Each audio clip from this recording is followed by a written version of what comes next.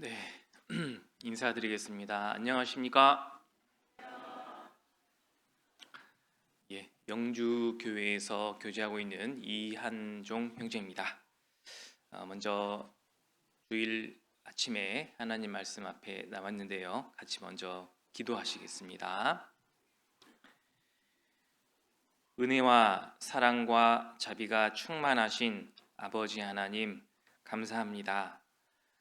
세상 많은 사람들 가운데 저희를 먼저 불러 구원해 주시고 영원한 천국의 소망을 우리에게 허락해 주셔서 참으로 감사합니다.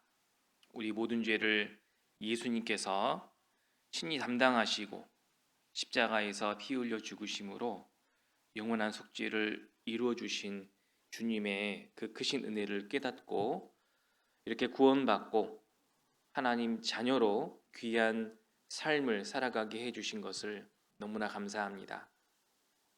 이제 우리에게 남은 모든 인생과 삶을 하나님 아버지의 영광을 위해 살며 베푸신 그 은혜를 보답하기 위해 남은 모든 삶을 살기를 원합니다. 오늘도 주일을 맞이해서 주님의 죽으심과 부활하심을 기념하며 함께 하나님 말씀 앞에 모였습니다. 오늘도 우리에게 필요한 말씀을 베풀어 주셔서 하나님의 온전하신 뜻을 알고 그 말씀에 순종하며 또 주님의 뜻을 이루어가며 살기를 원합니다. 우리 심령 가운데 하나님의 진리의 말씀을 새겨주시고 또 우리의 삶 속에 순종과 행함으로 나타날 수 있게 해주셔서 우리의 모든 삶을 통해 하나님이 기뻐하시는 귀한 열매가 나타날 수 있기를 간절히 구합니다. 특별히 경주 지역에 경주 교회를 세워주셨고 이 지역에 이뤄진 영혼들에게 복음을 증거할 수 있는 기회를 주셨습니다. 하나님이 허락하신 기회를 헛되이 보내지 않고 주님 다시 오시는 날까지 이 복음을 힘껏 전하다가 주님 뵙기를 원합니다. 주님 따르는 그 길을 끝까지 잘 갈 수 있게 해주시고 좌로나 우로나 치우치지 않고 혹 거룩한 무리에서 떨어지지 않기를 하나님께 간절히 구합니다. 우리 중에 한 사람도 이 거룩한 무리에서 떨어지지 않고 한마음 한뜻으로 주님의 나라를 위해 끝까지 이 믿음의 경주를 할 수 있도록 도와주시옵소서. 오늘 이 시간 함께 해야 하지만 함께하지 못하신 분도 있는 줄 압니다. 어디 있든지 하나님 보살펴 주시고 돌봐 주셔서 항상 이 교회를 사모하고 또 교회와 늘 함께 할 수 있도록 인도해 주셔서 다음에는 꼭 함께 할 수 있게 해 주시고 오늘 함께 하신 모든 분들에게도 주 성령께서 이 말씀 시간 도로 역사하셔서 하나님의 큰 교훈을 베풀어 주시옵소서. 또 말씀을 맡아 증거하시는 김준현 담임 목사님에게도 영육간의 강건함과 하나님의 진리와 지혜를 풍성히 베푸셔서 하나님의 말씀을 증거하고 선포하는데 조금도 부족함이 없게 해주시고 더 많은 사람들을 우리 경주교회 성도님들과 함께 주님 앞으로 인도하는 일에 충성을 다할 수 있도록 하나님 은혜 베풀어 주시고 그 가정에도 함께 해 주시옵소서. 오늘 이 귀한 시간 오직 주 말씀을 전하는 자의 입술에 주님이 함께 해주셔서 하나님의 말씀만 온전히 증거될 수 있도록 도와주시옵소서. 모든 것을 주께 의지하고 부탁드립니다. 언제나 우리를 사랑하시는 예수님 이름으로 기도드립니다. 아멘. 함께 성경 찾겠습니다. 성경은 요한복음 14장 6절입니다. 요한복음 14장 6절입니다. 신약 성경 172페이지입니다.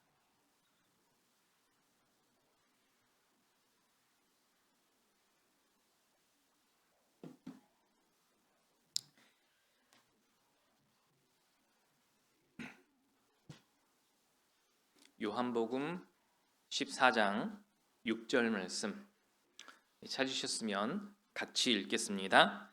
예수께서 가라사대 내가 곧 길이요 진리요 생명이니 나로 말미암지 않고는 아버지께로 올 자가 없느니라. 했습니다. 저는 영주 교회에서 교제하고 있습니다. 영주 교회, 영주는 잘 아시죠? 영주 교회는 좀 아셔요? 어, 영주 교회에 대해서 잠깐 간단히 소개해 드리면요. 영주 교회는 2017년도에 안동교회에서 자립을 했습니다. 그때 당시에 제가 듣기로는 10명이 안 되는 인원이 자립을 했었기 때문에 굉장히 적은 숫자로 자립을 했고요. 그때 당시에 아주 조그만 건물, 4층짜리 조그만 건물을 매입해서 그 교회당에서 이제 신앙생활도 하고 전도를 했습니다. 그리고 이제 작년에 제가 영주교회에 부임해서 오게 되었고, 작년에 이제 그 전도 집회나 교제 모임을 하다 보니까 기존의 건물이 조금 좁다라고 느껴지기 시작했습니다. 그래서 작년부터 새로운 건물로 이사를 가야겠다라는 마음으로 함께 기도를 했고, 감사하게도 이제 올해 우리 형제 자매님들의 기도 가운데 아주 좋은 건물을 또 매입하게 되었습니다. 그래서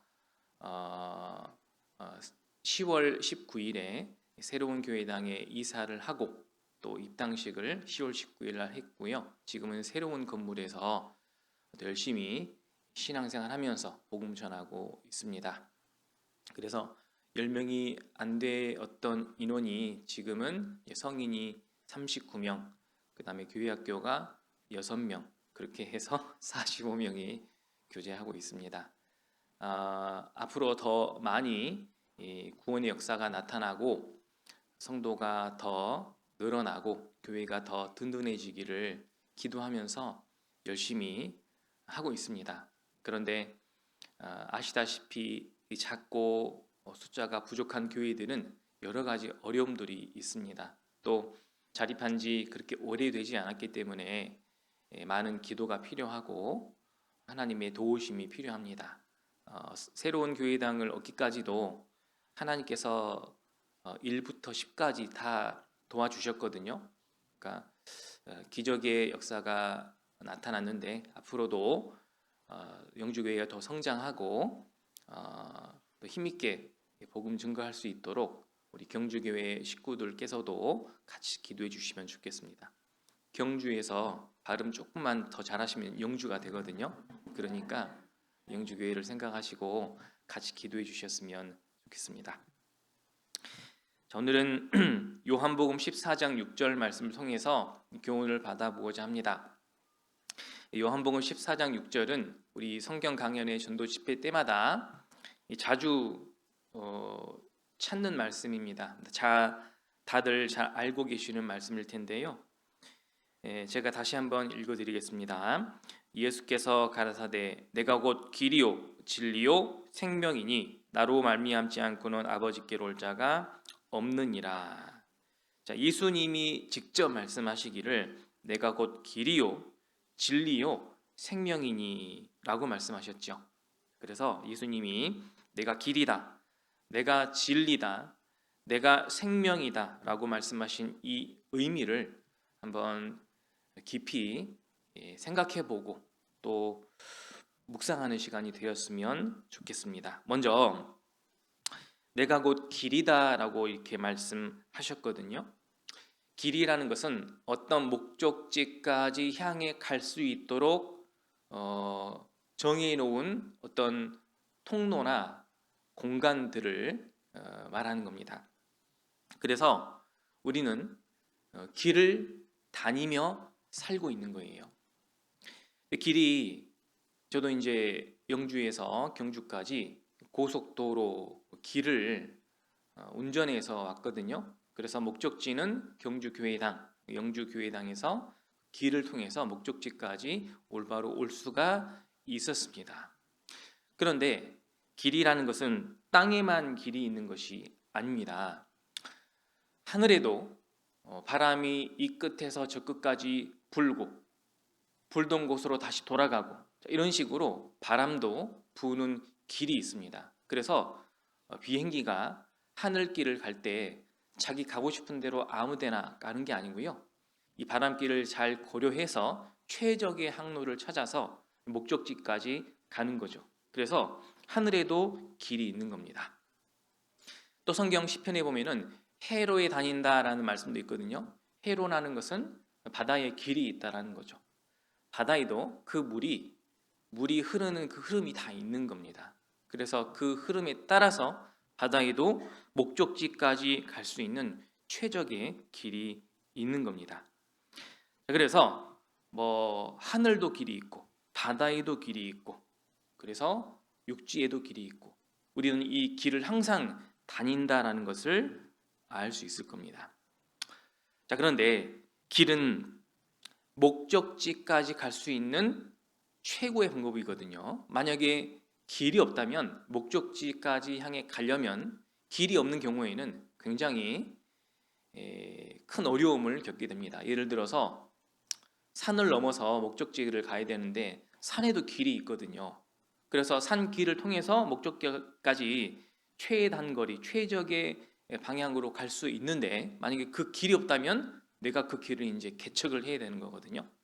그래서 길이 없으면 목적지까지 가는 것이 힘듭니다. 그런데 감사하게도 우리가 가는 인생 길도 누군가 먼저 그 길을 닦아놨고 우리는 그 길을 이제 잘 가면 되는 거거든요. 그래서 세상에는 많은 길들이 있는데 세상 사람들이 가장 좋아하는 길이 있습니다. 세상 사람들이 가장 좋아하는 길이 어떤 길이냐면 바로 성공을 향해 가는 길입니다.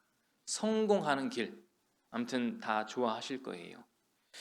그런데 가장 중요한 길, 세상 사람들이 가장 좋아하는 길이 성공하는 길인데 여러분 그 성공의 길 모르겠습니다. 어떤 것이 성공인지 사람마다 다 기준이 다르기 때문에 자기마다 성공하는 길이 있겠지만 그 성공의 길이 결국에 성공인 줄 알았는데 그 성공의 길 끝에 죽음과 죄에 대한 심판과 멸망과 지옥이 있다면 과연 그 길이 성공하는 길이겠습니까?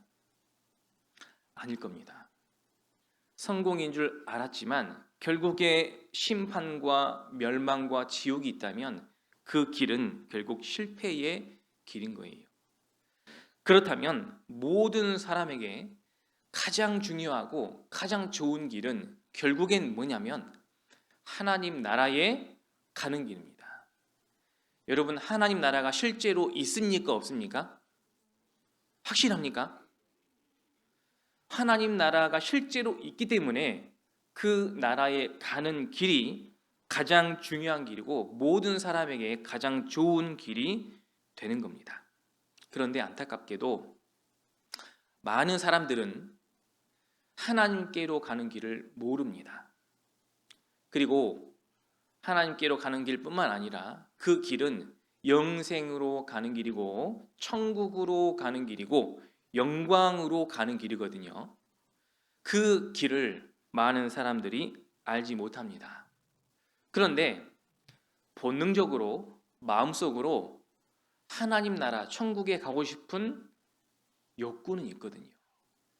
영생을 얻고 싶은 본능은 있거든요. 그래서 하나님 나라 천국에 가고 싶다. 영원한 생명을 얻고 싶다. 영원한 행복을 누리고 싶다. 나름대로 그 길을 찾아보려고 합니다. 그래서 생겨난 길이 바로 종교라는 길입니다. 많은 사람은 종교심이 있기 때문에 신을 찾는 마음을 가지고 이 신이 계신 곳 바로 천국일 텐데 이 천국을 가기 위해서 자기 나름대로의 종교 활동, 종교 생활을 하는 거예요. 근데 그 종교 생활이 하나님 나라에 가는 길이 아니라는 게 문제가 있는 거예요. 종교 생활로는, 종교 활동으로는 절대로 하나님 나라 못 갑니다. 또는 종교가 없는 사람들은 그냥 이 세상에 나름대로 살면서 선행, 착한 일이라고 하죠. 나름대로 착하고 나름대로 의롭게 살면 신이 누군지는 모르겠지만 천국이라는 곳이 있다면 그렇게 착하고 의롭게 산 사람들을 천국에 보내주실 것이다 라고 생각을 하고 착하고 의롭게 선하게 살려고 노력하실 겁니다. 그런데 그 선행의 길도 하나님 나라 가는 길이 아닙니다. 그리고 어떤 사람들은 이 세상에 많은 공로, 공적을 남기는 거죠. 열심. 그러니까 최선을 다해 내가 맡은 일을 최선을 다해 열심히 살아서 공로와 공적을 남기는 거죠. 이 공로와 공적을 남기면 천국의 주관자가 나를 좋은 곳으로 보내주실 것이다. 이렇게 생각하고 열심과 공로의 길을 가는 사람도 있습니다. 그런데 그 길도 하나님 나라에 가는 길이 아닙니다. 잘못된 길입니다. 모르니까 그 길로 가려고 하는 거예요. 그런데 지금 제가 말씀드린 모든 것들은 사람의 힘과 자기 생각과 자기 노력으로 가려고 하는 길이거든요. 그런데 그 길은 절대로 하나님께로 가는 길이 아닙니다. 내가 좋아하는 종교의 길, 하나님께로 가는 길 아닙니다. 나는 불교가 좋아. 나는 유교가 좋아. 나는 기독교가 좋아. 나는 천주교가 좋아. 나는 다른 종교가 좋아. 그래서 자기가 원하는 종교를 선택하고 그 종교 생활, 자기 나름대로의 믿음 생활이라고 하겠죠. 그 종교 생활을 아무리 열심히 한다고 해도 절대로 천국에 못 갑니다. 아무튼 사람의 생각과 행위와 노력으로는 절대로 하나님 나라 못 갑니다. 왜냐하면 그 길은 막혀 있는 길이에요. 막다른 길입니다. 그러니까 막혀서 더 이상 갈 수 없는 길이라 그 말이에요. 여러분, 사람의 생각과 행위와 공로와 노력으로 가는 그 길, 무엇으로 막혀 있는지 아십니까? 무엇이 그 길을 가로막고 있느냐? 바로 자기 자신이 평생 살면서 지었던 그 죄 있잖아요. 죄가 그 길을 가로막고 있는 거예요. 그래서 하나님 나라 못 가는 겁니다.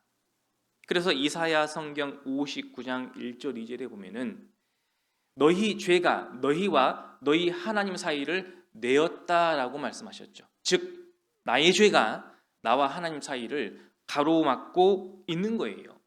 그래서 내가 내 노력으로 내 선한 행위로 나의 열심으로 가는 그 길, 모든 길은 내 죄가 하나님께로 가는 길을 막고 있기 때문에 그 길은 결국 막다른 길, 막혀있는 길인 겁니다. 이것을 하나님은 밝히 보여주시려고 구약시대 이스라엘 사람들에게 율법, 법을 주시면서 그 법 안에 보면은 죄인이, 즉 모든 사람이 하나님께 나올 수 있는 방법을 가르쳐 주셨잖아요. 그러면 모든 사람, 즉 죄인들이 어떻게 하나님께 갈 수 있느냐? 바로 성소를 통해서 갈 수 있는 겁니다. 성막을 통해서 하나님께 나아가는 겁니다. 그러니까 그 성막에 보면 성소와 그 안에 또 지성소가 있는데 그 지성소에는 하나님의 언약궤가 있죠. 하나님의 두 돌판에 기록된 이 십계명의 말씀이 언약궤 안에 들어있고 그 언약궤를 지성소 안에 둠으로써 그곳이 바로 하나님이 계신 지극히 거룩한 곳 지성소다라고 정해놓고요. 그 성소에서 지성소를 들어가려면 반드시 장을 하나 넘어서 들어가게 되어 있습니다. 여기서 장은 휘장, 커튼을 말하는 거예요. 두꺼운 이 장, 휘장을 지성소 앞에 쳐놓은 겁니다. 지성소와 성소를 구별해 놓은 거예요. 근데 이 지성소는 누구만 들어갈 수 있느냐? 당시 대제사장만 들어갈 수 있고 속죄일에만 들어갈 수 있고, 왜 속죄일에만 들어갈 수 있느냐? 속죄일에 그 대제사장이 모든 사람들의 죄를 대신해서 대신 죽을 짐승, 그 짐승을 죽여서 그 피를 받아 가지고만 지성소에 들어갈 수가 있는 겁니다. 그 외에는 그 누구도 지성소에 들어갈 수가 없는 거예요. 그래서 모든 사람은 죄인이기 때문에 바로 그 성막에서 죄를 해결해야만 하나님께 나아갈 수 있다라는 것을 성경을 통해서 법의 율법을 통해서 가르쳐 주신 거예요. 그렇기 때문에 죄가 해결되지 않은 사람은 절대로 하나님 나라에 못 가는 거예요.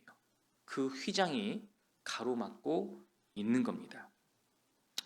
그런데 이 휘장을요, 제거해 주신 분이 있습니다. 모든 죄인이 하나님께 얼마든지 당당하게 갈 수 있도록 이 휘장을 찢어서 없애 주신 분이 계셔요. 그분이 누구실까요? 예수님입니다.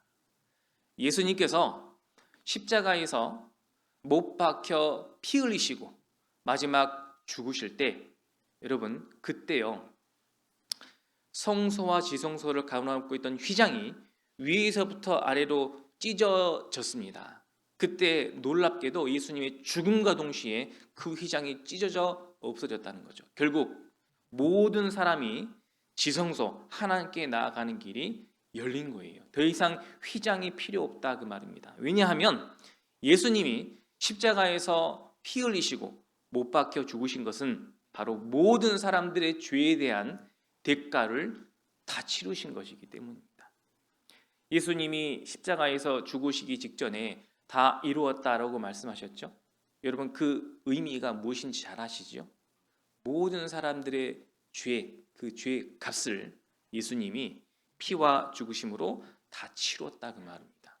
놀랍게도 내가 치러야 할 내 죄값을 예수님이 다 치루었다고 하는 그 말입니다. 또 영원히 치루어놨다 그 말입니다. 그래서 우리는 그 사실을, 복음이죠, 그 사실을 듣고 아 그렇구나, 예수님이 내 모든 죄값을 영원히 다 치루어 놓으셨구나, 그 사실을 깨닫고 믿음으로 구원받게 됐습니다. 그래서 길이 열린 거예요. 이제 내가 하나님께로 나아가는 길, 하나님 나라에 가는 길이 열린 겁니다. 그때 열린 거예요. 그래서 우리는 예수 그리스도를 통해서 결국은 하나님께로 나아갈 수 있게 된 겁니다. 그래서 예수님이 내가 곧 길이요라고 말씀하신 거예요. 우리는 예수 그리스도의 공로를 믿음으로 하나님 나라에 갈 수 있게 구원을 받은 겁니다. 자, 성경 여기 히브리서 한번 찾아보겠습니다. 히브리서 10장입니다.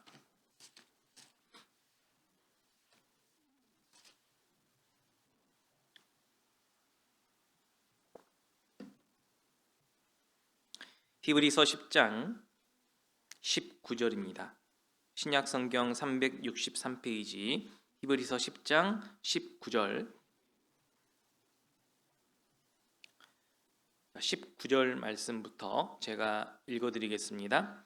그러므로 형제들아, 우리가 예수의 피를 힘입어 성소에 들어갈 담력을 얻었나니 그 길은 우리를 위하여 휘장 가운데로 열어놓으신 새롭고 산 길이요, 휘장은 곧 저의 육체니라. 휘장이 위에서부터 아래로 찢어져 돌이 됐다 그 말은 예수님이 십자가에서 찢기시고 피 흘리셔서 죽으셨다라는 걸 의미하고, 그 죽으심으로 말미암아 휘장 가운데로 열어놓으셨다 그 말이죠. 바로 모든 사람이 하나님께 나아가는 길을 예수님이 열어놓으신 겁니다. 그래서 모든 사람은 예수 그리스도를 통해서 이제 하나님께로 나아가는 그 길에 들어서는 거예요.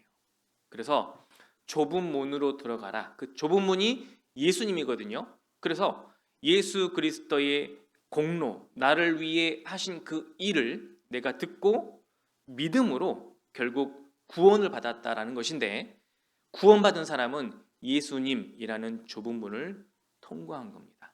또 예수님의 몸이 휘장이잖아요. 휘장은 이제 찢어서 없어졌어요. 그래서 예수님을 통해서 우리가 성소 그리고 하나님 계신 곳에 직접적으로 나아갈 수 있게 된 겁니다. 그래서 내가 곧 길이요라는 말씀은 예수님을 통해서 하나님께로 가는 그 길에 내가 이제 들어섰다 그 말입니다. 그래서 이제 우리는 지금 무슨 길을 걷고 있냐면 하나님께로 가는 길을 걷고 있는 거예요. 맞죠? 지금 여러분들 인생 길을 그동안 하나님께로 가는 길을 몰랐다가 예수 그리스도를 통해서 이제 하나님께로 가는 길을 알았고 그 길에 믿음으로 들어섰다 그 말입니다.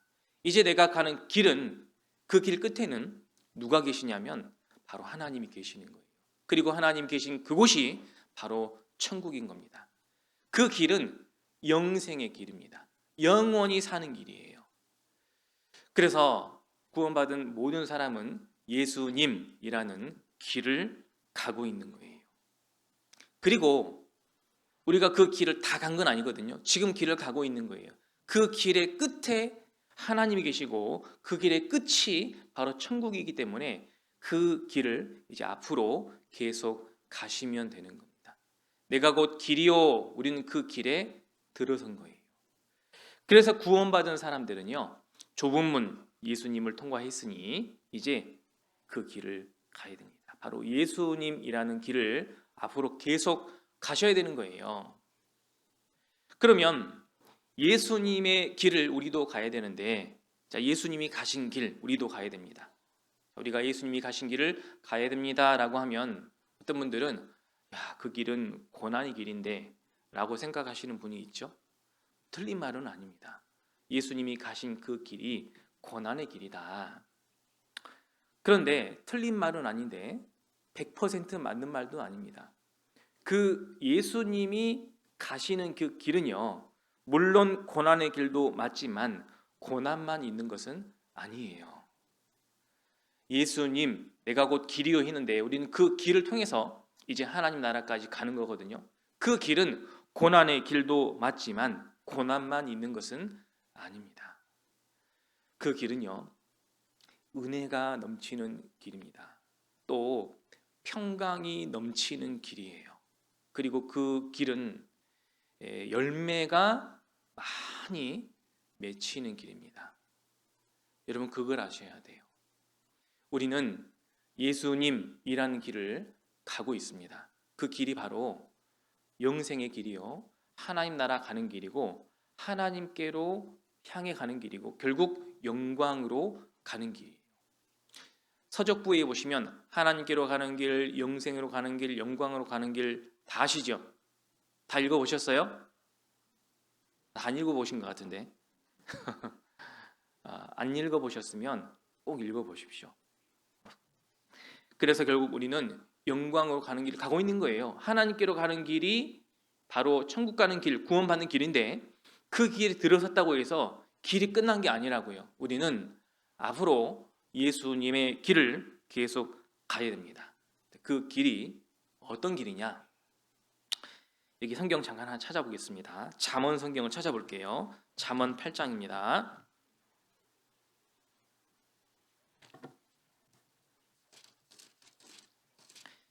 구약 성경 918페이지 잠언 8장 18절입니다.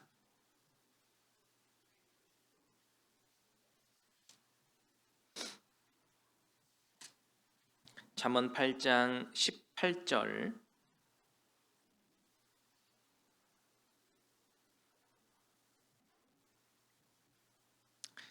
잠언 8장 18절부터 또 제가 읽어드리겠습니다. 보기가 내게 있고 장구한 재물과 의도 그러하니라. 내 열매는 금이나 정금보다 나으며 내 소득은 천은보다 나으니라. 20절 말씀 같이 읽겠습니다. 나는 의로운 길로 행하며 공평한 길 가운데로 다니라니 됐습니다. 여기서 나가 누구냐면 바로 예수님, 나 지혜는 예수님을 말씀하시는 겁니다. 예수님에게는 부귀가 있고 장구한 재물과 의도 있습니다. 그리고 그 열매는 금이나 정금보다 낫고 내 소득은 천은보다 나은 게 있는 거예요. 근데 그 길이 바로 의로운 길로 행하기 때문에 공평한 길 가운데로 다니시기 때문에 그 열매가 나타난다 그 말이에요. 예수님이 가시는 길은요, 이제 의의 길입니다. 의의 길. 여기서 의로운 길이라고 했잖아요. 그럼 의로운 길이 무슨 뜻이냐? 의의 길이 무슨 뜻이냐?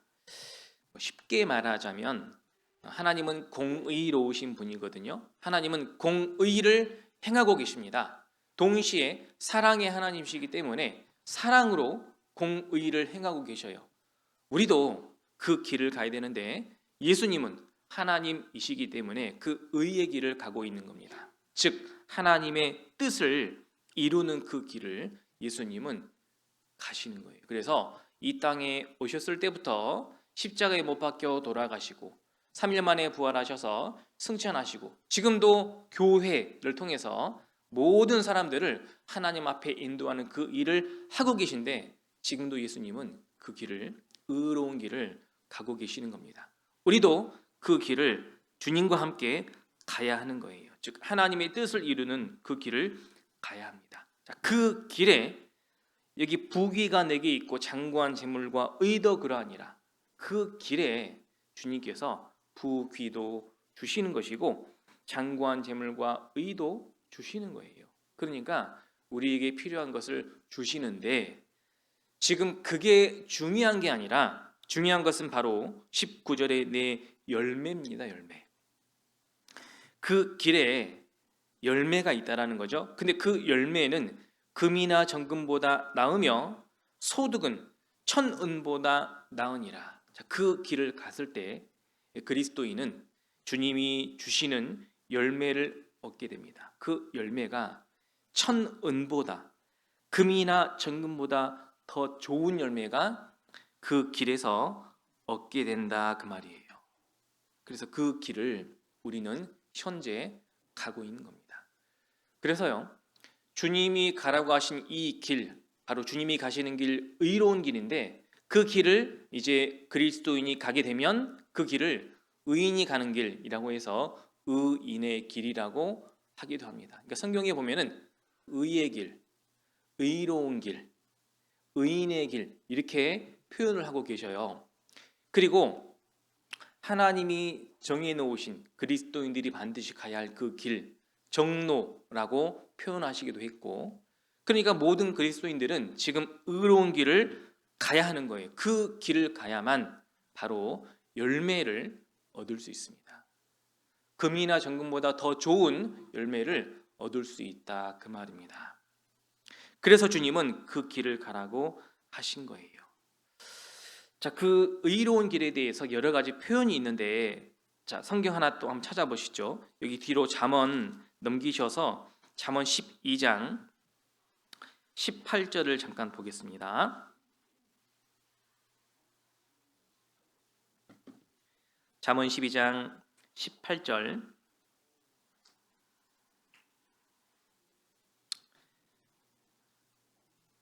18절이 아니고 28절입니다. 28절. 자, 잠언 12장 28절 말씀 같이 읽겠습니다. 의로운 길에 생명이 있나니 그 길에는 사망이 없느니라. 의로운 길에 생명이 있나니 그 길에는 사망이 없다. 그래서 우리가 의로운 길을 가잖아요. 그 길에 생명이 있는 거예요. 그래서 영원한 생명을 얻은 사람은 그 생명의 길을 지금 가고 있는 겁니다. 자, 생명이 있기 때문에 생명 현상, 생명 활동이 나타나는 거예요. 자, 엄마가 신생아 아기를 낳는데 아기가 움직이지 않습니다. 숨을 쉬지 않아요. 어떻게 된 거죠? 죽은 거예요. 생명이 없는 거예요. 아기가 태어났다면 숨도 쉬고 울기도 하고 자꾸 움직이고 젖을 찾고 이런 생명 현상, 활동이 나타나야 정상이거든요. 그게 생명이 있는 거예요. 구원받은 그리스도인도 영원한 생명을 얻었기 때문에 그 의로운 길을 갈 때 생명 현상이 나타나게 돼 있어요. 그런데 그 길을 안 가면 그 길을 벗어난다든지 그 길에서 좌우로나 우로나 치우친다든지 그러면 생명 현상이 당연히 안 나타나게 돼 있다 그 말입니다. 그 길에서 그 길에 생명이 있다라고 말씀하셨기 때문에 그 길에서 생명 현상이 나타나게 돼 있는 거예요. 자, 우리의 생각과 마음이 변합니다. 우리의 생각과 마음이 하나님과 교회와 주님을 향해서 고정되고요. 그리고 우리의 삶이 변합니다. 이전까지는 나를 위해 내 마음대로 살았지만 이제 그 구원받은 이후에는 주님 뜻대로 말씀대로 살려고 노력하게 됩니다. 그러면서 삶이 변하고 성격도 변해요. 그리고 결국 신앙과 믿음이 성장하게 돼 있다 그 말입니다. 그래서 의로운 길을 갈 때 신앙이 성장하게 돼 있는 거예요. 어떻습니까? 내 신앙과 내 믿음은 지금 성장하고 있습니까? 아니면 내 믿음과 신앙이 정체되어 있습니까? 아니면 혹시 내 신앙이 퇴보하고 있습니까? 그러면 혹 내 신앙이 정체되어 있거나 퇴보하고 있다면 혹시 내가 그 의로운 길을 더 이상 가고 있지 않은 거 아닙니까? 그 길을 계속 간다면 틀림없이 믿음과 신앙은 성장하고 생명 현상 활동이 나타나게 될 텐데 내 신앙이 더 이상 성장하고 있지 않다면 혹시 그 길을 멈춰 서 있는 건 아니냐 그 말이죠. 혹시 그 길을 더 이상 가지 않고 굽은 길로 가고 계시지 않습니까? 그 굽은 길을 계속 가다 보면은 의로운 길하고 점점 멀어지게 되거든요. 그러면 이 생명 활동도 안 나타나고 오히려 신앙의 퇴보가 될 거거든요. 자, 내 신앙을 한번 잘 점검해 보시기 바랍니다. 내 신앙은 다른 사람이 점검해 주는 게 아닙니다. 내가 가장 잘 알거든요. 내 신앙이 구원받았을 때를 기준으로 그동안 얼마나 성장했고 얼마나 정체되어 있었고 얼마나 퇴보하고 있는지 내 신앙을 스스로 판단해 보시기 바랍니다. 그래서 내 신앙이 정체되어 있다면 현상, 즉 생명 현상이 안 나타나고 있다는 뜻이에요. 여러분 주일날 이렇게 말씀 들으러 오고 교제하는 날 나오고 이게 생명 현상의 전부가 아닙니다. 주일날 시간 정해놓고 나와서 말씀 듣는 행위는 구원받지 못한 세상 종교인들도 다 하는 일입니다. 이것으로 이게 생명 현상이다라고 생각하시면 안 되는 거예요. 생명 현상은 반드시 변화가 있어야 되는 거예요. 그래서 갓 태어난 아이들은요 하루가 다르게 성장하고 변화하죠. 자꾸 변해야 되는 거예요. 그래서 하나님도 구원받은 그리스도인들에게 내가 거룩하니 너희도 거룩할지어다, 점점 거룩하게 될지어다 라고 말씀하셨고, 또 하나님을 아는 것에 자라가라 라고 말씀하셨거든요. 하나님은 계속해서 성장하고 변화하고 자라가기를 원하시는 거예요. 그래서 우리 신앙생활 속에 내 믿음과 신앙이 점점 변화해야 되는 거예요. 그런데 더 이상 변화가 없이 내 신앙이 이제 어떤 수준에서 멈춰 있습니까? 그 말은 내가 지금 의로운 길을 더 이상 가고 있지 않다는 뜻인 거예요. 그 길을 계속 가셔야 됩니다. 그리고 그 길을 계속 가야만 열매라는 것을 얻게 된다 그 말입니다. 혹시 내 신앙의 길에서 지금 현재 하나님이 주시는 열매들을 얻고 계십니까? 열매라는 것은 내가 다른 사람을 전도해서 구원받게 해가지고 교회에 함께 머물게 하는 것, 그것도 열매거든요. 전도의 열매. 그 전도의 열매를 계속 맺고 계십니까? 그리고 그 열매뿐만 아니라 성령의 9가지 열매도 있죠. 성령의 열매, 사랑과 희락과 화평과 오래 참음과 자비의 양성과 충성과 온유와 절제. 자, 그 성령의 열매도 계속 나에게 맺혀지고 있습니까? 더 쉽게 말하면 오래 참고 계십니까? 아니면 더 이상 못 참고 계십니까? 희락, 여러분 교회를 통해서 정말 즐거움과 기쁨을 누리고 계십니까? 아니면 교회가 이제는 지루하고 재미없는 곳이 됐습니까? 절제, 여러분 교회 안에서 절제 생활, 내 삶 속의 절제를 잘 이루고 계십니까? 아니면 내 일주일을 돌아보니까 완전 무절제한 삶이 되고 계십니까?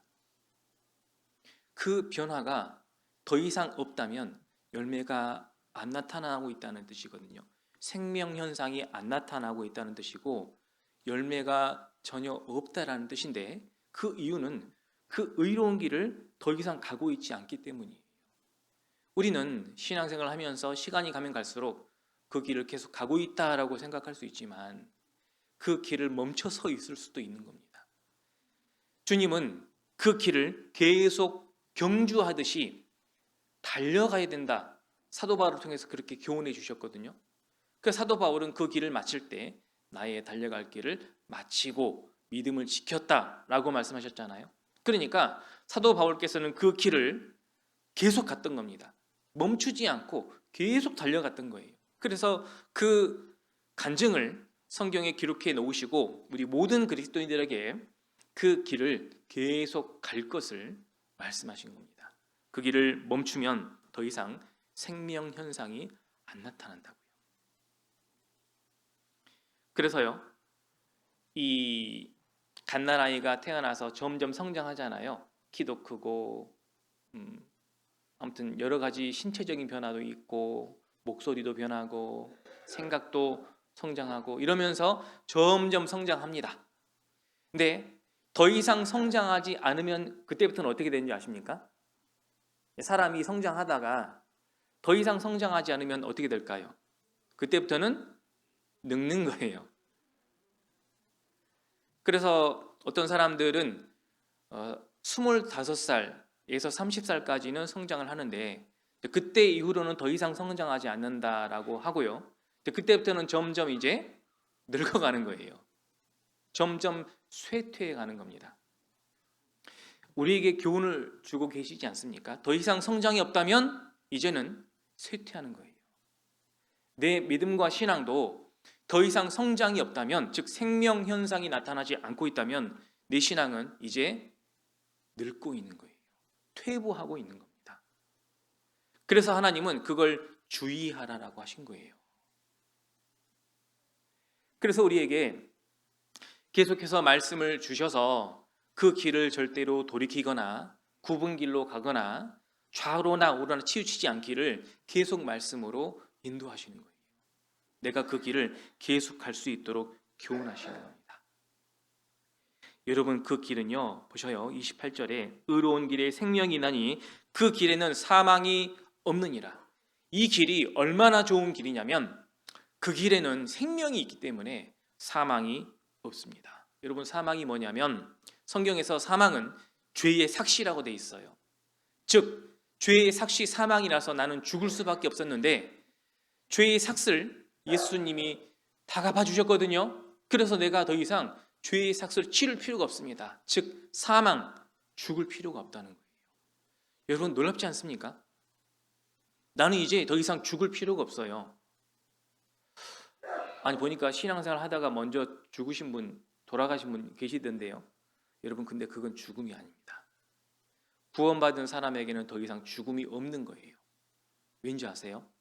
구원받지 못한 사람은 죽으면 그걸 사망이라고 하고 그 사망의 끝이 바로 심판과 멸망과 지옥인 거예요. 그걸 사망이라고 하는데 우리에게는 더 이상 이 사망이 없습니다. 즉 심판과 멸망과 지옥이 없어요. 그렇기 때문에 구원받은 사람이 이 세상에서 죽는 것을 더 이상 죽음이라고 하지 않고 뭐라고 하냐면 소천이라고 하는 겁니다. 그래서 구원받으신 분들 먼저 돌아가시면 소천하셨다라고 말씀하시잖아요. 하나님이 부르신 거예요. 이 세상에 자기 몸을 입고 살다가 이 몸이 더 이상 고장나가지고 더 이상 못 살 때가 된 거예요. 그래서 이 몸을 떠나야 되는 겁니다. 그래서 이 몸을 떠나서 어디에서 살게 됩니까? 어디에서 살게 되죠? 하나님 나라. 이사 가는 거예요. 여러분, 경주로 이사 오신 분 있죠? 어디서 오셨어요? 부산에서. 또 어디서 오셨어요? 예? 북한에서? 어디서 오셨습니까? 이사 오신 분들 계실 거예요. 전에는 부산에서 살다가 무슨 이유인지 모르겠지만 경주로 와서 새로운 집에 살고 있는 거죠. 이사예요. 여러분, 구원받은 사람은 더 이상 사망이 없습니다. 죽지 않아요. 그래서 이 세상 떠나가는 날, 그날은 몸이 수명이 다 된 날이에요. 그래서 더 이상 여기서 살지 않고 하나님 나라로 옮겨서 사는 거예요. 이사 가는 거예요. 근데 그 하나님 나라는 지금 살고 있는 집에서 느끼는 수고스러움과 아픔과 질병과 고생과 모든 슬픔을 다 그치고 이제 거기는 완벽하게 영생 복락을 누리는 곳입니다. 자, 그런 집으로 여러분 이사 가고 싶습니까? 안 가고 싶습니까? 가고 싶지요. 그 집 빨리 갔으면 좋겠죠. 저도 빨리 갔으면 좋겠는데, 자, 그 집에 가려면 그 길을 가야 된다고요. 그 길을 끝까지 잘 걸어가면 그 길 끝에 바로 그곳이 있는 겁니다. 저희의 수고와 슬픔을 그치고 쉬리니 그날이 있는 거예요. 우리는 그 날을 향해서, 그 집을 향해서 지금 의로운 길을 가고 있는 겁니다. 그래서 그 길에는 사망이 없어요. 쉽게 말하면 사망이 없다는 말은 저주가 없다 그 말입니다. 그래서 하나님은 그 길을 가라고 하시는 거예요. 그리고 그 길을 가다 보면은 틀림없이 열매를 얻게 되는 거예요. 거기 잠언 11장 앞에 잠깐 보시면요, 11장 30절에 이렇게 돼 있죠. 제가 읽겠습니다.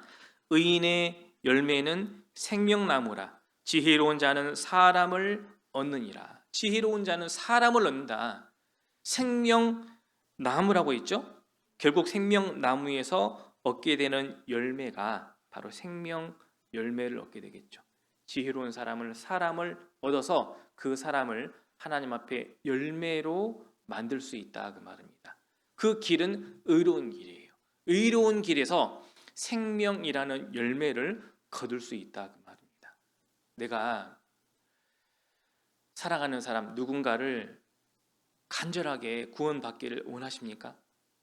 그러면 그 사람을 생명이라는 열매로 얻기 위해서는요, 그 의로운 길을 반드시 가셔야 됩니다. 그 길을 돌이키면 안 되는 거예요. 그 의로운 길을 계속 가셔야 된다 그 말이에요. 그 길이 바로 예수님이라는 길입니다. 내가 곧 길이요라고 했죠. 우리는 예수님이 가신 그 의로운 길을 우리도 가야만 생명의 열매를 얻을 수가 있는 거예요. 그리고 우리가 그 길을 계속 갈 때 하나님은 우리를 변화시키시는데 어떻게 변화시키시냐면요, 그리스도인들이 점점 빛이 나게 하셔요. 실제입니다. 그래서 그리스도인들은요, 그 의로운 길을 계속 갈 때 점점 빛이 나는 거예요. 우리 경주교회 형제자매님들의 얼굴에서도 빛이 많이 나는 것 같아요. 근데 빛이 더 많이 날 수 있는 방법을 가르쳐 드릴까요? 한번 웃어보세요. 이빨을 내놓고 이빨 내놓고 웃으면 이게 치아가 하얀색으로 보이잖아요. 더 밝게 보이더라고요.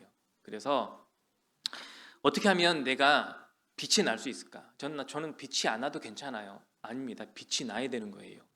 왜냐하면 내가 빛이 나야만 그 빛을 세상 사람들에게 비출 수 있고 세상 사람들이 그 빛을 보고 그 빛의 근원지를 찾게 되는 거예요. 여러분, 빛의 근원지가 어디입니까? 하나님이에요.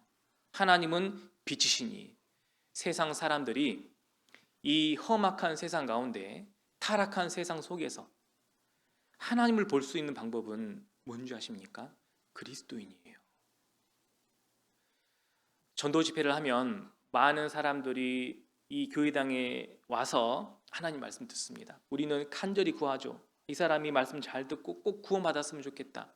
근데 집회를 해보면 한 10명 오면은 그 중에 한 명이나 구원 받을까 말까 하잖아요. 왜 9명은 그냥 말씀 듣다가 중도에 포기를 하기도 하고 다 들었음에도 불구하고 믿지 않고 가버릴까요? 안 보이는 거예요.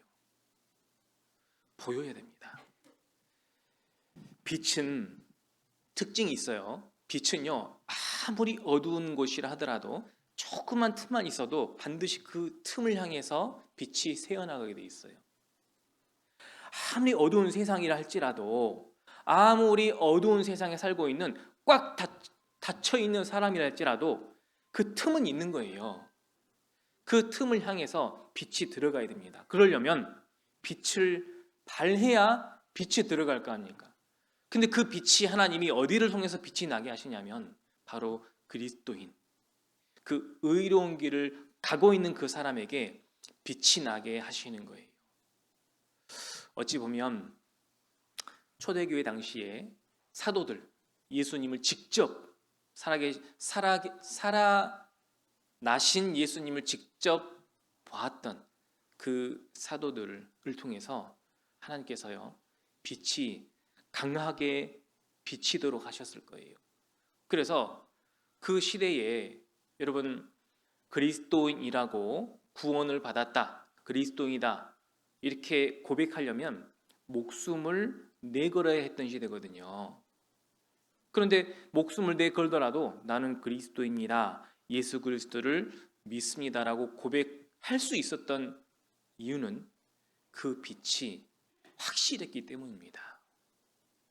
그래서 그 시대의 사도들과 구원받은 성도들을 통해서 하나님께서 밝게 비춰주시는 그 빛을 본 사람들이 그 빛의 근원지인 하나님을 찾아가는 거예요. 그리고 말씀을 들었을 때, 복음을 들었을 때 곧바로 깨닫게 되는 겁니다. 어떻게 3,000명이나 넘는 사람들이 한꺼번에 구원받을 수 있을까요? 그 빛이 어마어마하게 강하게 비쳤다라는 것을 알 수 있습니다. 그렇다면 우리 시대, 우리가 생각하기를 악해진 시대, 사람들의 마음이 강팍해지고 세상은 너무 어두워지고 복음 전하기가 구원받기 힘든 시대에 살고 있는 건 맞습니다. 그건 맞아요. 그런데 왜 구원의 역사가 나타나지 않을까요? 혹시 우리를 통해 그 빛이 희미하게 비춰지고 있는 건 아닙니까? 그 이로운 길을 계속 갈 때, 그 길을 꾹 참고 그 길을 달려갈 때 빛이 강하게 점점 빛나서 비칠 텐데 혹시 그 빛이 희미해진 건 아니냐고요. 그래서 세상 사람들이 빛의 근원지 하나님께 가까이 나왔음에도 불구하고 그 빛을 잘 보지 못하고 결국은 다시 세상으로 돌이키는 거 아니겠습니까? 하나님의 손이 짧아졌습니까? 하나님의 능력이 줄어들었습니까? 전혀 아니거든요. 그렇다면 구원의 역사가 전보다 덜 나타나고 있는 이유가 있다면 하나님께 문제가 있는 게 아니잖아요. 교회에 문제가 있는 게 아닙니다. 바로 복음을 전하고 있는, 신앙생활에 하고 있는, 그 의로운 길을 가고 있는 나에게 혹시 문제가 있는 건 아닐까? 나를 돌아봐야 된다는 거죠. 교회에는 문제가 없습니다. 교회는요, 초대교회 때도 그랬고 100년 전에도 그랬고 50년 전에도 10년 전에도 교회는 늘 주님의 몸이었어요. 주님이 거기에는 열심히 사는 사람도 있고 믿음과 신앙이 굳건한 사람도 있고 또 연약한 사람도 있어요. 구원 안 받은 사람도 있습니다. 교회는 그런 곳이에요. 예나 지금이나 교회는 늘 주님의 몸이에요. 똑같습니다. 문제는 왜 똑같은 교회에서 구원의 역사가 다르게 나타나느냐? 나 자신, 각자가 문제가 있는 거예요. 문제가 있다라기보다는 우리는 주님이 가르쳐 주신 그 의로운 길을 계속 가야 하는 겁니다. 그 길에 멈춰서면 안 되고 굽은 길로 들어서면 안 되고 좌로나 우로나 치우치면 안 되는 거예요. 그 길을 올바로 갈 수 있어야 됩니다. 그래야 우리가 점점 빛이 나는 거예요. 그래서 우리 경주교회의 형제 자매님들에게도 빛이 계속 나야 됩니다. 그 중요한 거예요. 이 빛을 세상 사람도 보지만 누구도 볼까요? 구원받은 사람도 봅니다. 교회 안에 보면은 어떤 형제 자매님들이 자꾸 표정이 어두워져. 문제가 있는 거예요. 그 의로운 길에서 지금 벗어나 있는 겁니다. 그러면 그 형제 자매가 다시 빛이 나는 얼굴빛이 밝게 변하려면 그 의로운 길에 다시 들어서게 도와줘야 되는 거예요. 그걸 형제 자매님들이 해주셔야 됩니다. 그것을 주님은 말씀과 교제로 계속 인도해주고 계신데 우리 모두가 서로가 서로의 얼굴을 밝게 빛나게 하기 위해서 서로 연단하고 서로 사랑하고 서로 오래 참고 서로 돌아보며 그렇게 살아야 되는 거예요.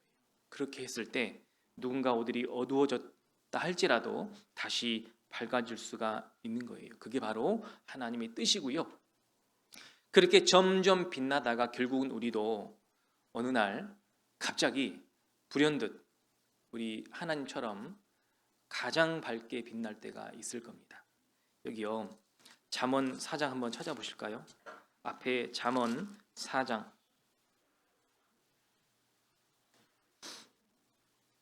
잠언 4장 18절입니다.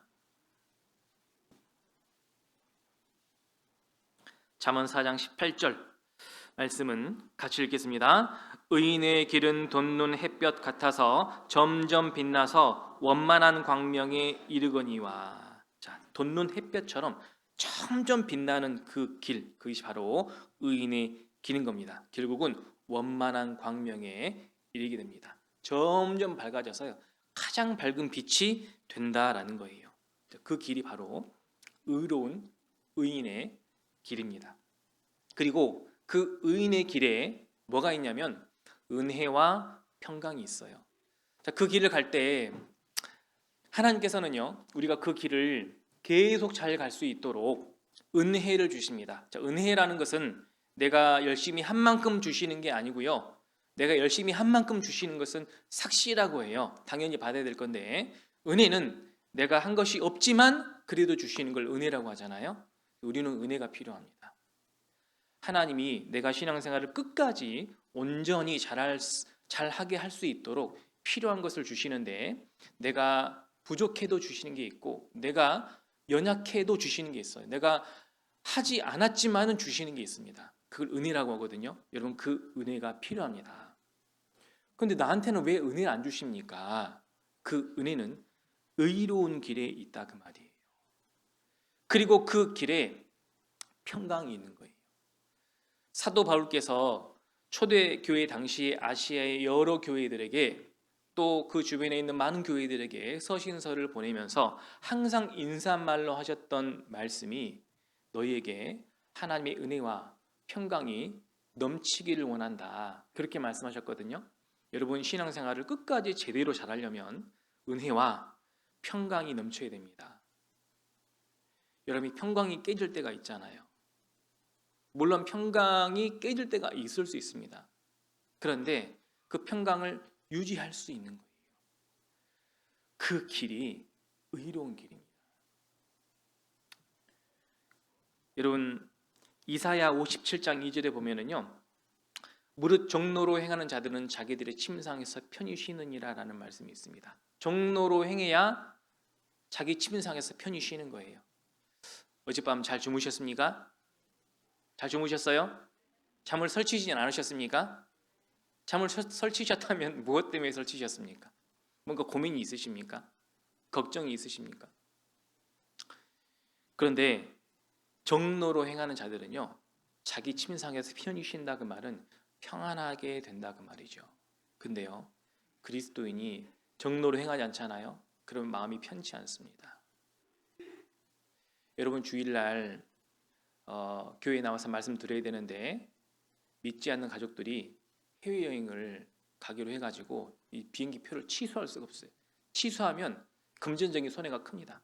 어쩔 수 없이 가족들이 가자고 하니까 나중에 전도를 위해서라도 이번만은 내가 그냥 희생해 줘야겠다. 자, 그래서 여행을 갔습니다. 해외, 지금 겨울이니까 저기 베트남으로 갔습니다. 자, 마음이 편할까요, 불편할까요? 불편합니다. 이상하죠? 좋은 뜻으로 간 거거든요. 뭐 가족들하고 해외여행 게 무슨 문제가 됩니까? 전혀 문제되지 않습니다. 그런데 주일 말씀을 포기하고 가족들하고 여행을 가면 불편합니다. 정로가 아니기 때문이에요. 정로는 바로 주님과 함께하는 길입니다. 그 길에 열매가 있다고요. 만약 그 길로 가지 않는다면 가족들 전도의 열매로 맺힐 수 없습니다. 과거에도 그랬고 지금도 마찬가지고 앞으로도 그럴 겁니다. 열매는 그 의로운 길에만 있는 거예요. 우리는 그 길을 앞으로 계속 가야 된다 그 말입니다. 그렇다면 내가 이 의로운 길을 현재 잘 가고 있는지 어떻게 확인할 수 있느냐? 여러분, 저는 길치입니다. 길을 잘 못 찾아요. 그래서 어린 시절에 길을 몇 번 잃어버린 적도 있고, 제가 공간 감각은 굉장히 많이 있는데 방향 감각이 좀 부족해서요. 어디 새로운 지역에 가서 병원을 갔다든지 그 건물에 올라갔다가 병원 진료받고 내려왔을 때 내가 왼쪽에서 왔는지 오른쪽에서 왔는지 잘 생각이 안 나요. 그럴 때 나에게 확실한 길을 알려주는 것이 있죠. 뭐냐면 바로 내비게이션이에요. 저는 영주에 온 지 벌써 2년이 됐는데 아직도 시내를 돌아다녀도 내비게이션을 항상 켜고 다닙니다. 그래야만 길을 잘 갈 수 있거든요. 여러분, 주님이 의로운 길을 끝까지 잘 갈 수 있도록 도와주시는 방법이 주님의 내비게이션이 있어요. 그게 뭔지 아세요? 바로 성경입니다. 성경. 내가 곧 길이요 진리요 그랬잖아요. 내가 진리다. 진리의 말씀은 예수님입니다. 예수님이 그 길을 끝까지 잘 갈 수 있도록 우리에게 가르쳐 주시는 방법이 있는데 바로 진리의 말씀 성경이에요. 그래서 성경을 통해서 우리는 그 길을 끝까지 잘 갈 수 있는 겁니다. 내가 지금 이 길을 잘 가고 있는지, 아니면 내가 굽어 있는 길을 가고 있는지, 혹시 내가 좌우나 또 우로 치우치고 있는지 그걸 확인할 수 있는 방법은 성경이에요.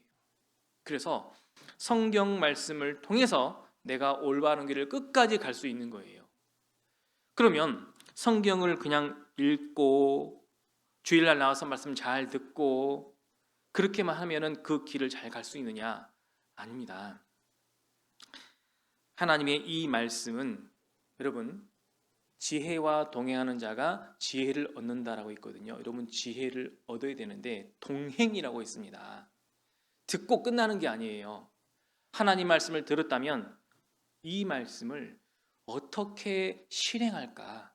이 말씀을 어떻게 지킬까? 이 말씀을 어떻게 순종할까? 이렇게 순종하고 지키고 행할 때 그 길 인도함을 받는 거예요. 그래서 하나님은 모든 그리스도인이 의로운 길을 끝까지 잘 갈 수 있도록 우리 바로 옆에 내비게이션을 주셨는데 그것이 바로 성경 말씀과 바로 교회인 거예요. 여러분, 교회 생활을 한다 그 말은요, 주일에만 왔다 간다 그게 아니에요. 만약 주일에만 왔다 가는 분이 있다면 그건 교회 생활이 아닙니다. 교회 생활이라고 하는 것은 주일에 들은 말씀을 일주일간 내 삶 속에서 또 교회를 위해서 어떻게 사느냐, 그 삶이 교회 생활인 거예요.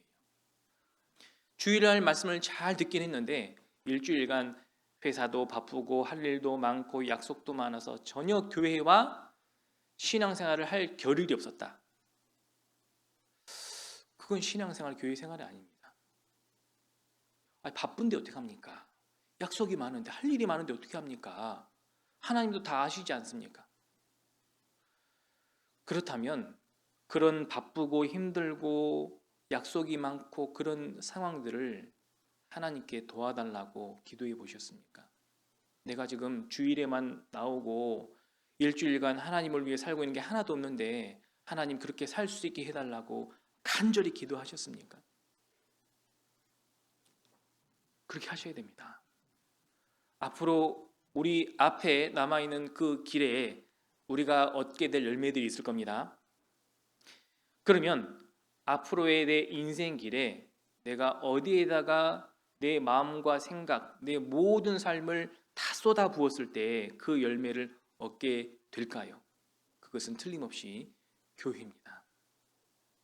교회에 올인을 해야 나머지 인생 길 가운데 그 의로운 길 가운데 결국 열매를 얻고 주님 앞에 서는 거예요.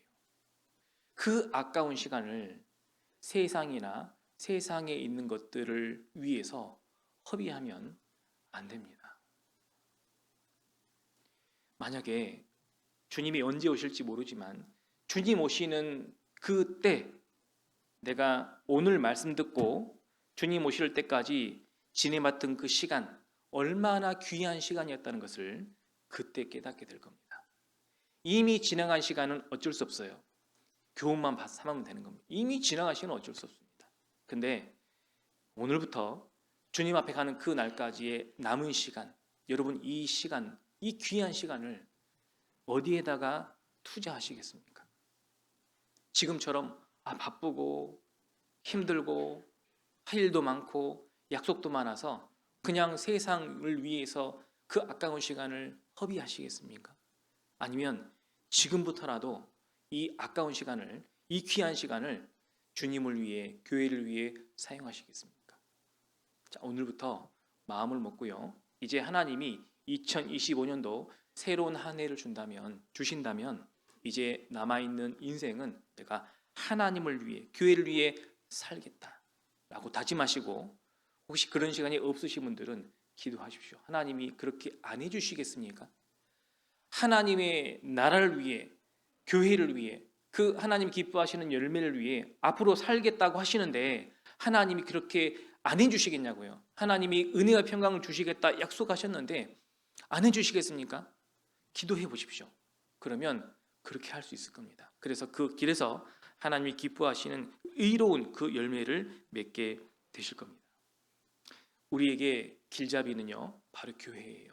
그래서 이제부터는 어떻게 하면은 그 길을 끝까지 올바로 갈 수 있느냐? 방법은 교회입니다. 여러분 무슨 일이 있어도 교회를 떠나면 안 돼요. 형제 자매 간에 큰 다툼이 있었어요. 그래서 다퉜는데 평상시 같으면 한 2, 3일 있다가 서로 다시 화해하고 돌아왔는데 이제는 대판 싸워가지고 완전히 남이 돼버렸습니다. 어떻게 해야 될까요? 대판 싸웠어요. 자, 교회를 떠나야 됩니까? 떠나면 안 돼요. 대판 싸워도 교회 안에 있어야 됩니다. 자, 부부가 대판 싸웠어요. 어떻게 됩니까? 바로 이혼해야 됩니까? 그래도 집에 들어오셔야 돼요. 잠은 집에서 자야 됩니다. 그게 회복할 수 있는 방법인데요. 특히 구원받은 가정은요, 아무리 대판 싸워도 교회 안에, 즉 가정 안에 있으면 하나님이 회복해 주십니다. 교회는요, 가정은 가장 작은 단위의 교회거든요. 가정도 마찬가지고 교회도 마찬가지입니다. 절대로 교회를 떠나면 앞으로 의로운 길을 못 간다고 생각하시면 되는 거예요. 교회를 떠나면 절대로 하나님이 가라고 하신 정로를 갈 수 없습니다. 아무리 힘든 일이 생기고 어려운 일이 생겨도 교회로 남아 계셔야 돼요. 그래서 교회가 가자고 하는 길을 가시면 됩니다. 그 길이 가장 올바른 길, 의의 길이고 열매 맺는 길이에요. 힘든 일, 어려운 일이 안 생길 수는 없습니다. 여러분 그런 말 아시죠? 하늘이 무너져도 솟아날 길은 있다. 아무리 힘들고 어려운 일이 있어도요, 길이 있습니다. 우리 대한예수교회 친내외 교회 역사를 보세요. 한 교회도 문 닫은 교회가 없습니다. 아무리 힘든 일이 있었어도 형제 자매들이 한마음 한뜻이 돼가지고 그 어려움을 이겨내려고 노력하니까 하나님이 도와주셔서 어떤 어려움도 다 헤쳐나왔어요. 지금까지. 심지어는 교회당이 불난 적도 있어요. 경주교회당 불난 적 있습니까? 없지요.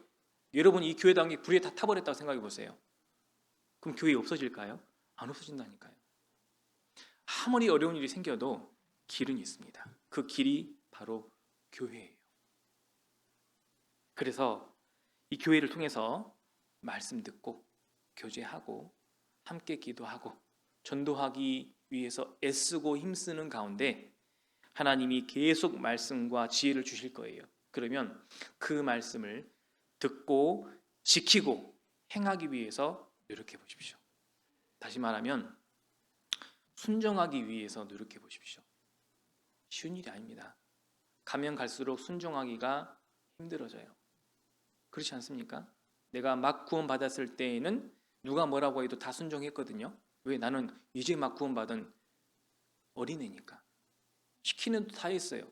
근데 신앙생활 한 20년 하니까 시키는데 내가 볼 때는 잘못 시키는 것 같아. 저렇게 하면 안 되는데, 저렇게 시키면 안 되는데, 이렇게 시켜야 되는데 왜 저렇게 시키지? 그래가지고 어이 형제님, 어이 자매님, 그렇게 시키면 안 돼요. 이렇게 해나가야지. 물론 조언을 해주는 것은 굉장히 감사한 일입니다. 그런데 교회는요, 조언으로 이루어지는 것이 아니거든요. 교회는 교제와 순종을 통해서 이루어지는 것이에요. 여러분, 순종할 수 있어야 됩니다. 순종할 수 있는 사람이 하나님 앞에 진짜 큰 사람이 될 거예요. 근데 아시다시피 순종하기가 갈수록 힘들어지는 거예요. 성도들의 말씀의 지식도 굉장히 이제 수준이 올라왔고요. 우리 시대는 이 성경의 말씀을 가장 많이 깨닫고 사는 시대가 됐고, 또 그동안 우리 교회 역사를 보면은 구원받고 그동안 신앙생활 10년, 20년 기본으로 해오신 분들 많이 계십니다. 그러면서 산전수전, 공중전 뭐 여러 가지 다 겪어보셨어요. 그러니까 할 말이 많은 거예요. 그래서 문제는 이제 교회에서 이렇게 합시다, 저렇게 합시다, 자꾸 이제 이렇게 교회를 여러 가지 의견이 나오면 교회에 가고자 하는 길이 있지 않습니까? 그러면 자꾸 거기에다가 태클 걸고 싶어서 그런 게 아니에요. 아는데 어떨 거예요? 말이 하고 싶은 거죠. 아, 이렇게 하면 더 잘할 수 있습니다. 이렇게 하면 안 됩니다. 자꾸 그런 생각이 나오는 거예요. 자기도 모르게. 연세 드신 분이나 젊은 사람도 마찬가지예요. 여러분, 요즘 젊은 사람들 할 말 다 합니다. 그게 트렌드예요. 할 말을 왜 못하냐 하고 다 하고 살자. 그런데 좋습니다. 그런데 우리가 그 의로운 길을 끝까지 잘 갈 수 있는 길잡이는 바로 교회 안에서 하나님 말씀에 순종하는 거죠. 구역장님이 나보다 나이가 어리고 나는 집사인데 구역장은 그냥 형제인데 나이도 어리고 구원 연수도 어린데 그냥 하자는 대로 다 순종해야 됩니까? 그렇게 해주시면 정말 감사하겠습니다. 그렇게 하시면 하나님이 축복해 주실 겁니다. 그 구역 축복해 주실 거예요.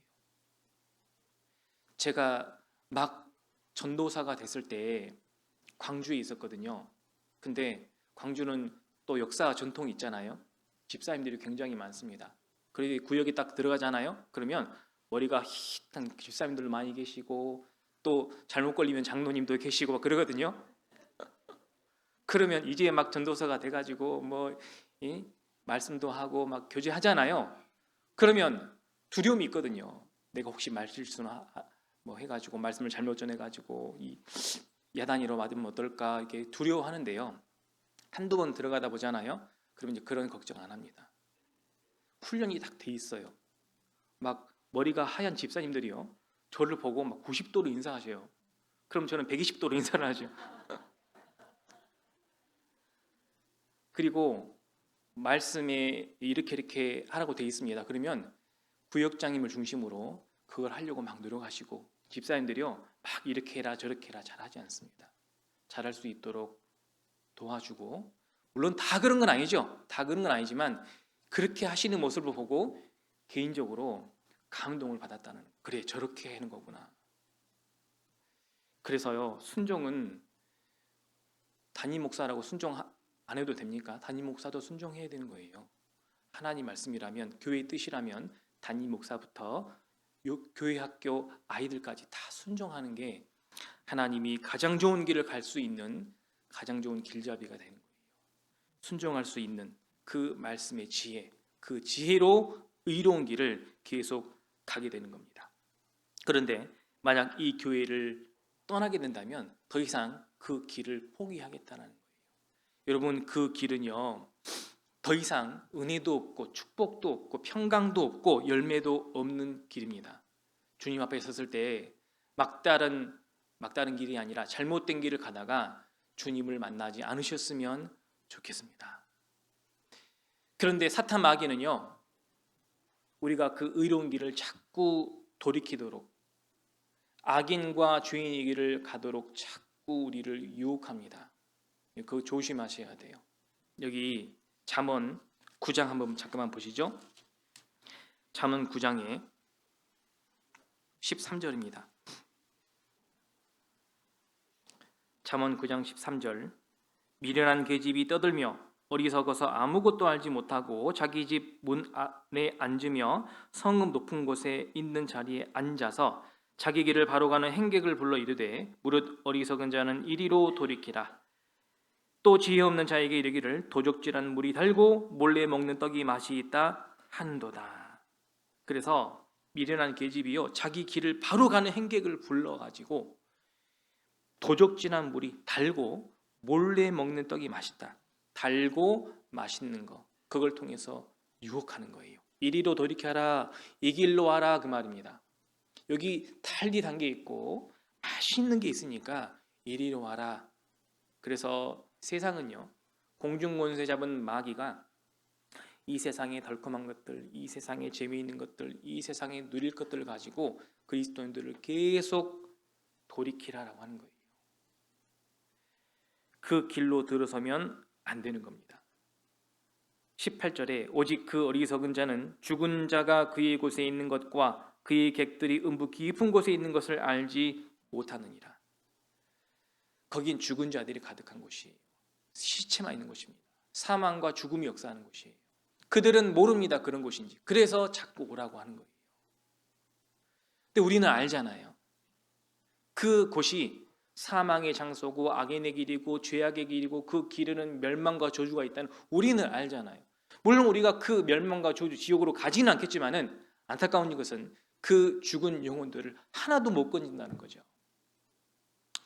그래서 앞으로 우리의 신앙, 의로운 길 정로로 행하되 그 길에 들어서서 많은 사람들을 전도해서 구원받게 하는 열매로 만들고 싶다면 우리는 이 의로운 길을 교회와 함께, 주님과 함께 끝까지 갈 수 있어야 됩니다.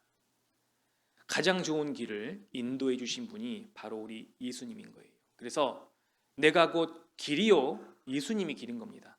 진리요, 그 길로 인도해 주시는 길잡이, 진리의 말씀, 예수님이죠. 그 다음에 생명이니, 그 생명이 그 길에 있는 거예요.